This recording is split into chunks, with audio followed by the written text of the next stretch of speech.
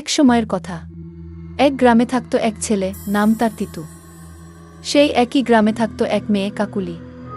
তিতু মন থেকে কাকুলিকে ভালোবাসত, কিন্তু কাকুলি ভালোবাসত জাহিদ নামের আরেকজনকে।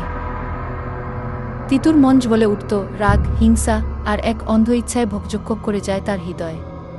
সে ভাবে, যদি কাকুলি আমার না হয় তবে কারো না হোক। একদিন বিকেলে কাকুলি একা যাচ্ছিল গ্রামের নির্জন রাস্তা ধরে। সেই সুযোগে তিতু তাকে জোর করে টেনে নেয় জঙ্গলের ভেতর। সেদিন কাকুলির সমস্ত জীবন থেমে যায়। তিতু তাকে নির্মমভাবে ধর্ষণ করে হত্যা করে ফেলে রেখে পালিয়ে যায়। পরদিন সকালে বোতল রাজ্জাক নামে একজন আয়না ব্যবসায়ী মাঠে যাচ্ছিল কাজ করতে। তার চোখে পড়ে কাকুলির নিথর দেহ। গ্রামে ছড়িয়ে পড়ে আতঙ্ক, কান্না, চিৎকার, শোক। থানার পুলিশ নূর আলম ও তার সহযোগী আসে তদন্ত করতে, কিন্তু কিছুই খুঁজে পায় না। অপরাধী তিতু বুকের ভিতরে লুকিয়ে রাখে তার পাপ। আর কাকুলির প্রেমিক জাহিদ, সে ভেঙে পড়ে, পাগল হয়ে যায়।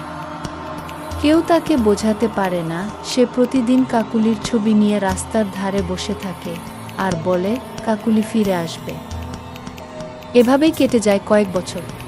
সময় চলে যায়, মানুষ ভুলে যায় কাকুলির কথা। শুধু জাহিদ ভুলতে পারে না। একদিন এক বৃষ্টি ভেজা রাতে বোতল রাজ্জাক বাজার থেকে ফিরছিল। রাত তখন গভীর। হঠাৎ সে শুনতে পায় এক মেয়ের কান্না। হু হু হু, কে কাঁদছে? সে ভয় পেয়ে থামে। ঠিক সামনে ধীরে ধীরে দেখা যায় এক সাদা কাপড় পরা মেয়ে দাঁড়িয়ে আছে। ঝুলে পড়া চুল, চোখে কালি, ঠোঁটে রক্ত। রাজ্জাক চিৎকার দেওয়ার আগেই সে মেয়েটি বলে, তুই তো আমায় দেখেছিলি সেদিন, কিছু বলিসনি, এখনো বলিস না। কাকুলির আত্মা আজ আর ক্ষমা করে না। রাজ্জাকের শরীর ঝাঁকিয়ে দেয় এক অদ্ভুত শক্তি, আর সে আর কখনো বাড়ি ফেরে না। পরদিন সকালে গ্রামের পাশে পাওয়া যায় বোতল রাজ্জাকের ছিন্নভিন্ন দেহ। চোখগুলো যেন ভয় লুকিয়ে রেখেছে চিরকাল। সেদিন থেকে গ্রামের মানুষরা রাতে বাইরে বের হয় না।